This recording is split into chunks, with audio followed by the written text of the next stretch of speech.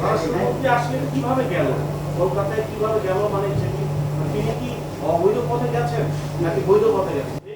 আপনার মতো আমি এটা একটা টিভি চ্যানেলে দেখতে পেয়েছি। আমি আসলে এই বিষয়ে বিস্তারিত জানি না। আপনি যেভাবে জানতে পেরেছেন আমিও ঠিক সেভাবেই জেনেছি।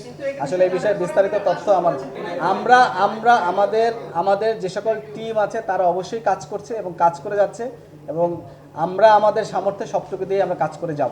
আপনারা জানেন যে 5ই আগস্ট পরবর্তী সময় কিন্তু বিভিন্ন বাহিনী থেকে বিভিন্ন জনগণ যারা এই সকল কাজ করেছে তারা কিন্তু পালিয়ে গিয়েছে, এবং এছাড়াও আমরা দেখবো যে অনেকেই কিন্তু বিভিন্ন বাহিনী কিন্তু কর্মবিরতিতে গিয়েছিল, কিন্তু আমাদের র্যাব ফোর্সেসের কিন্তু কোনো সদস্য কোথাও কোনো কর্মবিরতি করেনি বা কেউ কিন্তু কোথাও পালিয়ে যায়নি। এবং এখানে আমি বলতে চাই, আপনি যে পয়েন্টটা বললেন যে আমাদের যে সকল সিসিটিভি ফুটেজ আছে, আমাদের যে সকল অস্ত্র ইন আউট রেজিস্টার আছে, তারপর যেখানে রেজিস্টারগুলো আছে সেগুলো বিশ্লেষণ করা হয়েছে।